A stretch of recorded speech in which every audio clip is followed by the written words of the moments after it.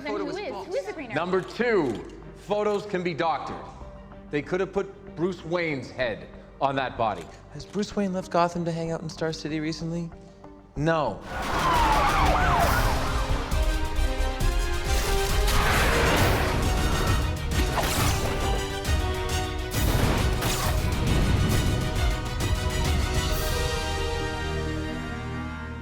Hey everybody, it's Charlie. You've probably seen the news. They are officially doing a Batwoman TV show at the CW, set to debut, I believe, next year because it's still in the script phase right now. They still have not cast their Batwoman actress. So I'll explain what's going on, because now a lot of people are like, wait a minute, does this mean that Arrow really is going to be in its last season and this will just replace that? Or is this going to replace Supergirl? So no worries, I'll explain everything. But if you're finding me for the first time, it's Comic-Con week. Be sure to subscribe to get all the videos. There's a new round of that Flash Ring giveaway. All you have to do to enter is be a subscriber and leave a comment on the video. So if you have no idea what's going on, Kate Kane Batwoman is going to debut during the four-way crossover later this year in the Arrowverse.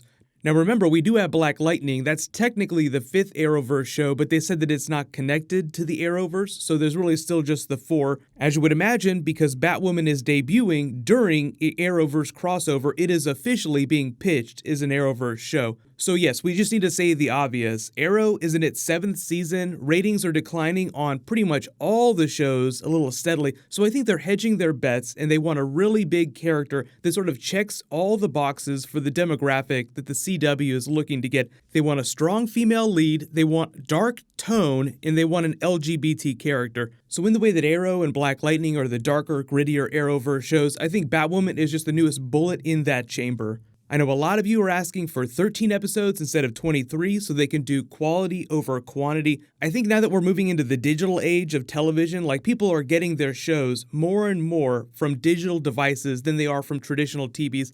The CW network has started to adapt to the way their audience is consuming their television programming. So I think with a little bit of help from Netflix on international distribution, like they do with some of the other brand new CW TV shows that Greg Berlanti has done, 13 episodes is totally doable. The business stuff is kind of boring, but Warner Brothers and CW, the people that are responsible for making these shows, don't make their real money on the series till they sell to syndication, and that doesn't happen till they have a giant block of episodes. So you can see why in the past, why they would just crank out 23, 24 episodes a season, because the faster you hit that big syndication number, the faster you can make money on the series. But if you live outside the United States, you've probably been getting some of the more recent shows on Netflix. They become the international partner that distributes all the shows. It's actually fairly efficient, and I think that's also how they're going to do the Titans TV show. They give them more money up front, so they don't need to produce as many episodes, which is why you can get away with 13 episodes per season.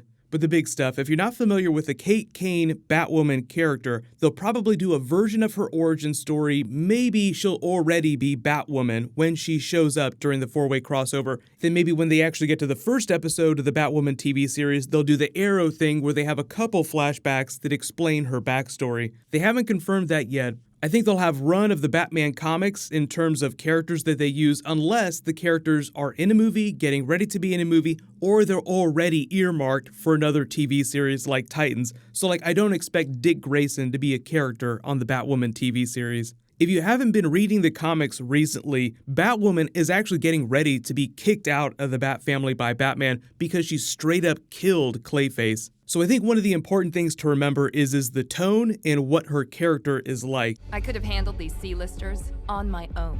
Dressing like a bat doesn't make you a hero. It just makes you a target. And using a gun makes you just like them. I don't think that the CW series is going to make any dramatic alterations to that. I think they want a really dark, gritty, badass, female-led series, and that is the Batwoman character. The opposite end of that spectrum is Supergirl. So imagine how silly they get on the Supergirl TV show. I don't think they're going to shoehorn any of that into the Batwoman TV series. I think they're going to let it be as hardcore as they want it to be. Then if they want a character like that on the series, they'll let somebody cross over. They'll have a Supergirl Batwoman crossover. So next big thing, I know you're all wondering, which Earth is she going to be on? Because Stephen Amell name-dropped Bruce Wayne on Arrow, so we know there is Gotham, Bruce Wayne, Batman on this Earth. We haven't seen him yet, and I don't know if we're ever going to see him. But if she's going to debut during the four-way crossover, then Supergirl is going to be the first episode of that. So would that mean that she debuts on Supergirl's Earth 38? How's this going to work? Is she going to be from a different Earth, so her stories will be largely self-contained and she won't reference all the stuff that's happening on the other TV shows all the time?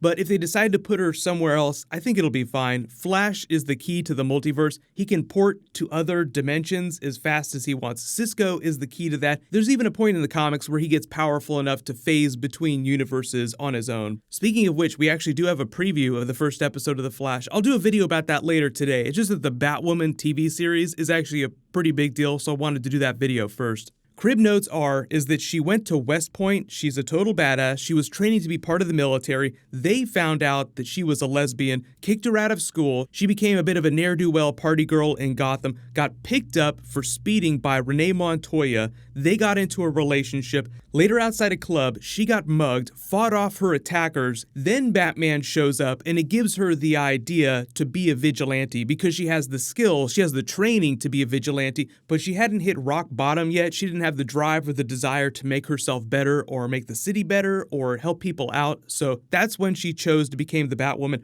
Her father, because he's a big military man, was responsible for armoring her up and giving her all her weapons. So that's why Batman is so surprised when he sees her. Like, why are you running around wearing my symbol? It's because Batman did kind of inspire her, but all of her gear came from the military through her father. So I think it's pretty easy to assume that her father is going to be the Quentin Lance or the Harrison Wells type character that helps her out. It remains to be seen if they would ever turn him into a villain, but in the comic series, her military father is mostly her ally, but that doesn't mean that the TV show couldn't play with their allegiances, because it's a pretty big trope in superhero series that the military is usually in opposition to what superheroes want. But season 1, I think, is just about her becoming the Batwoman character and establishing who her recurring characters are, like who's going to be helping her out. If Renee Montoya is going to be a recurring character and that will be her relationship, or they'll build up to that relationship, and what they're going to do with the rest of the Bat family, because you can't be palling around Gotham City all the time